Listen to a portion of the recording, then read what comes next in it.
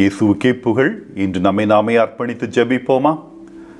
2 இறைவார்த்தைகளை நாம் சிந்திப்போம். 1 யோவான் 1 அதிகாரம் 9வது இறைவார்த்தை மற்றும் யோவான் 8வது அதிகாரம் 11வது இறைவார்த்தைகள். நம் பாவங்களை நாம் ஒப்புக்கொள்வோம் என்றால் கடவுள் நம் பாவங்களை மன்னித்து குற்றம் அனைத்திலிருந்தும் நம்மை தூய்மைப்படுத்துவார். ஏனெனில் அவர் நம்பிக்கைக்குரியவர், நேர்மையுள்ளவர். 2வதாக, இயேசு விபச்சாரத்தில் பிடிப்பட்ட பெண்ணிடம், நானும் தீர்ப்பு அளிக்கவில்லை, நீர் போகலாம், இனி பாவம் செய்யாதீர் என்றார். நான் பாவி இயேசுவே, என் வாழ்வை மாற்றுமே.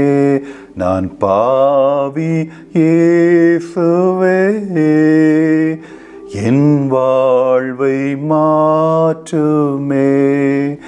கலங்குகிறேன், மனம் குழம்புகிறேன், மன அமைதி தாருமே. நான் பாவி இயேசுவே, என் வாழ்வை மாற்றுமே.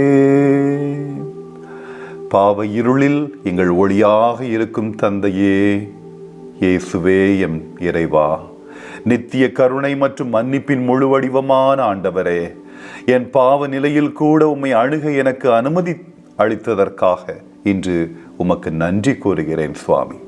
நாங்கள் பாவத்தில் பிறந்தவர்கள். எங்கள் வாழ்வில் சோதனைகள் மற்றும் பாவங்களின் இருண்ட தருணங்களில் அடிக்கடி இடறி விழுந்து கொண்டே இருக்கிறோம். ஆண்டவரே, எம் குற்றத்திலிருந்து எம்மை கழுவி அருளும். என் முன்னோர்களிடமிருந்து வந்த என் தலைமுறை பாவங்களில் இருந்து என்னை கழுவி என் பாவத்தில் இருந்து என்னை சுத்திகரியும்.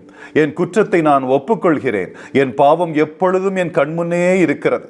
இயேசு கிறிஸ்துவே, நீர் உலகின் பாவங்களை சுமந்து அவற்றை போக்குகிறீரே. என் பாவங்களை உம் காயங்களில் மறைத்து, உம் சிலுவையில் மறைத்து உம்மிடமே நான் திரும்பி வரவும், உம் தூய்மையை நான் தியானிக்க என் முகத்தை உம்மையே நோக்கி நான் உயர்த்தவும் எனக்கு ஒரு வாய்ப்பு தாரும் ஐயா. தூய ஆவியானவரின் அருளினால் என்னை தந்தையாகி இறைவனுடன் முழுமையாக இணைத்தருளும். எனக்காக நீர் சிந்திய இரத்தத்தால் பாவத்தின் ஒவ்வொரு கரையில் இருந்தும் என்னை சுத்திகரித்து உம்முடைய பெயரின் மாட்சிக்காக எனக்கு புதியதொரு வாழ்வை தந்தருளும். எங்களுக்குள் இருக்கும் தூய ஆவியானவரின் விண்ணுலக அரசின் வலிமை மிக்க மரமாக எங்கள் சிறிய விசுவாச விதைகளை வளர்க்க எங்களுக்கு உதவியருளும். அதனால் நாங்களும் மற்றவர்களை மன்னித்து உம்முடைய பாதுகாப்பின் நிழலில் அவர்களுக்கு அடைக்கலம் கொடுப்போமாக. எங்கள் தாழ்மையான கண்ணுக்கு புலப்படாத ஆரம்பங்கள் அனைவருக்கும் அடைக்கலம் தரும் ஒரு மரமாக வளரட்டும். என்றென்றும் வாழ்பவரும் ஆளுகை செய்பவருமான இயேசு கிறிஸ்துவின் மகிமைமிக்க பெயரால் மன்றாடுகிறோம். ஆமேன், ஆமேன், ஆமேன்.